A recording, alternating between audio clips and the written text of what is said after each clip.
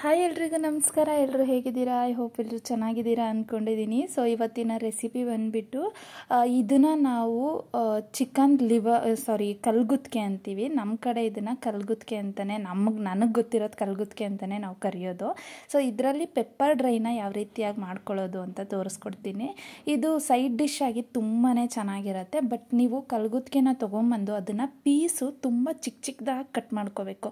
ದೊಡ್ಡದಾಗಿದ್ರೆ ಚೆನ್ನಾಗಿರಲ್ಲ. ಹಾಗಾಗಿ ನಾನಿಲ್ಲಿ ಒಂದು ಬಾಣಲೆನ ಇಟ್ಕೊಂಡು ಇದಕ್ಕೆ ಮೇಯ್ನಾಗಿ ಎಣ್ಣೆ ಸ್ವಲ್ಪ ಜಾಸ್ತಿ ಬೇಕಾಗತ್ತೆ.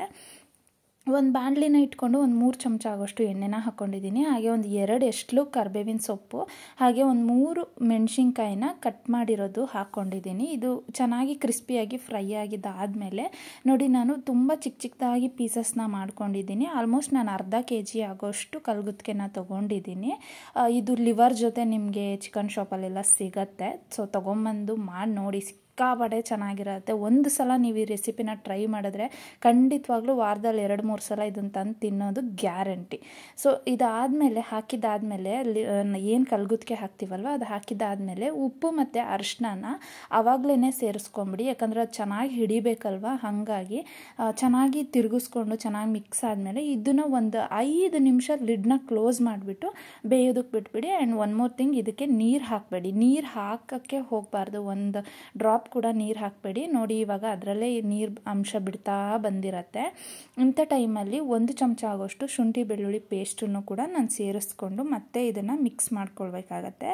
ಹಾಗೆ ನೀವಿನ್ನೂ ನನ್ನ ಚಾನಲ್ನ ಸಬ್ಸ್ಕ್ರೈಬ್ ಮಾಡ್ಕೊಂಡಿಲ್ಲ ಅಂತಂದರೆ ದಯವಿಟ್ಟು ಚಾನಲ್ನ ಸಬ್ಸ್ಕ್ರೈಬ್ ಮಾಡ್ಕೊಳ್ಳಿ. ಹಾಗೆ ಪಕ್ಕದಲ್ಲಿರೋವಂಥ ಬೆಲ್ಲೈಕನ್ನು ಕೂಡ ಪ್ರೆಸ್ ಮಾಡಿ. ನಾನು ಮಾಡೋ ಎಲ್ಲ ರೆಸಿಪಿ ಲಾಗ್ ವಿಡಿಯೋಗಳು ನೋಟಿಫಿಕೇಷನ್ ನಿಮಗೆ ಬರುತ್ತೆ. ಸೊ ವಿಡಿಯೋ ಇಷ್ಟ ಆದರೆ ಕೊನೆಯಲ್ಲೊಂದು ಲೈಕ್ ಮಾಡಿ. ಇವಾಗ ಶುಂಠಿ ಬೆಳ್ಳುಳ್ಳಿ ಪೇಸ್ಟ್ ಹಾಕಿದ್ದಾದಮೇಲೆ ಮತ್ತೆ ನಾನು ಮಿಕ್ಸ್ ಮಾಡಿ ಲಿಡ್ನ ಕ್ಲೋಸ್ ಮಾಡಿ ಒಂದು 5 ನಿಮಿಷ ಬೇಯೋದಕ್ಕೆ ಬಿಟ್ಟಿದ್ದೆ. ಇವಾಗ ನೋಡಿ ತೋರಿಸ್ತೀನಿ. ಚೆನ್ನಾಗಿ ಅದ್ರದ್ದು ನೀರೆಲ್ಲ ಏನಿದೆಯಲ್ಲ, ಈ ನೀರಿನ ಅಂಶ ಎಲ್ಲ ಬಿಟ್ಟಿರುತ್ತೆ. ನಿಮಗೆ ಇದು ಕಂಪ್ಲೀಟಾಗಿ ಯಾವ ರೀತಿ ರೆಡಿಯಾಗಿದೆ ಅಂತ ಗೊತ್ತಾಗುತ್ತೆ ಅಂದರೆ, ನೀವು ಪೆಪ್ಪರ್ ಡ್ರೈ ಮಾಡಿದ್ದಾದಮೇಲೆ ಇದು ಕಂಪ್ಲೀಟಾಗಿ ಅದ್ರದ್ದು ನೀರೆಲ್ಲ ಏನಿದೆಯಲ್ಲ ಅದು ಫುಲ್ಲು ಡ್ರೈ ಆಗಬೇಕು. ಆವಾಗ ನಿಮಗೆ ಇದು ರೆಡಿಯಾಗಿದೆ ಅಂತ ಅರ್ಥ. ಈ ರೆಸಿಪಿ ಆಲ್ಮೋಸ್ಟು ನಿಮಗೆ ಈ ರೋಡ್ ಸೈಡಲ್ಲಿ ಆ ಕಡೆ ಎಲ್ಲ ನಿಮಗೆ ಸಿಗತ್ತೆ ಹೋಟೆಲ್ಗಳಲ್ಲಿ. ಬಟ್ ರೆಸ್ಟೋರೆಂಟಲ್ಲಿ ನನಗೆ ಗೊತ್ತಿಲ್ಲ ಸಿಗುತ್ತೋ ಇಲ್ವೋ ಅಂತ. ಮತ್ತೆ ನಾನು ಇದಕ್ಕೊಂದು ಸ್ವಲ್ಪ ಅರಿಶಿನ ಹಾಕ್ಕೊಂಡು ಮತ್ತೆ ಲಿಡ್ನ ಕ್ಲೋಸ್ ಮಾಡಿ 1-2 ನಿಮಿಷ ಬೇಯೋದಕ್ಕೆ ಬಿಟ್ಟಿದ್ದೆ. ಇವಾಗ ನೋಡಿ, ಫುಲ್ಲು ಕಂಪ್ಲೀಟಾಗಿ ನೀರೇನಿತ್ತು ಅದು 3/4% ಆಗೋಷ್ಟು ಕಮ್ಮಿ ಆಗಿದೆ. ಹಾಗೆ ನಿಮ್ಮ ಹಾಕಿದ್ದಂತಹ ಮೆಣಸಿನ್ಕಾಯಿ ಆಗಿರ್ಬೋದು, ಕರಿಬೇವಾಗಿರ್ಬೋದು ಎಲ್ಲ ಚೆನ್ನಾಗಿ ಬೆಂದ್ಕೊಂಡಿದೆ. ಕಲರ್ ಕೂಡ ತುಂಬಾ ಚೆನ್ನಾಗಿ ಕಾಣಿಸ್ತಿದೆ. ನೋಡೋದಕ್ಕೂ ಕೂಡ ತಿನ್ನೋದಕ್ಕೂ ಕೂಡ ತುಂಬಾ ಚೆನ್ನಾಗಿತ್ತು. ಒಳ್ಳೆ ಹುಳಿಯಾಗಿ ಸ್ಪೈಸಿಯಾಗಿ ತುಂಬ ಚೆನ್ನಾಗಿರುತ್ತೆ. ಇವಾಗ ಪೆಪ್ಪರ್ ಕೂಡ ಆ್ಯಡ್ ಮಾಡ್ಕೊಳ್ತಾ ಇದ್ದೀನಿ. ಮೇಯ್ನಾಗಿ ಇದಕ್ಕೆ ಪೆಪ್ಪರೇ ಬೇಕಾಗಿರೋದು. ನಾನೊಂದು 2 ಚಮಚ ಆಗೋಷ್ಟು ಪೆಪ್ಪರ್ನ ಇದರಲ್ಲಿ ಸೇರಿಸ್ಕೊಂಡಿದ್ದೀನಿ. ಪೆಪ್ಪರ್ ಹಾಕಿದ್ದಾದಮೇಲೆ ಚೆನ್ನಾಗಿ ಫ್ರೈ ಮಾಡ್ಕೊಳ್ಳಿ. ಯಾಕಂದರೆ ಆ ಪೆಪ್ಪರ್ ಘಾಟೆಲ್ಲ ಸ್ವಲ್ಪ ಹೋಗಬೇಕು. ಆ ರೀತಿಯಾಗಿ ಚೆನ್ನಾಗಿ ಒಂದು 2-3 ಸಲ ಲಿಡ್ ಕ್ಲೋಸ್ ಮಾಡಿ ಅವಾಗವಾಗ ತಿರುಗಿಸ್ಕೊಂಡು ಫ್ರೈ ಮಾಡ್ಕೊಳ್ಳಿ. ಆ್ಯಂಡ್ ಬ್ಯಾಚುಲರ್ಸ್ಗಳಿಗಂತೂ ಈ ರೆಸಿಪಿ ಇದೆಯಲ್ಲ, ಇದು ತುಂಬಾ ಯೂಸ್ ಆಗುತ್ತೆ. ದಯವಿಟ್ಟು ಈ ರೆಸಿಪಿನ ಯಾರಾದರೂ ಬ್ಯಾಚುಲರ್ಸ್ಗಳಿದ್ರೆ ಅವ್ರಿಗೆ ಶೇರ್ ಮಾಡಿ.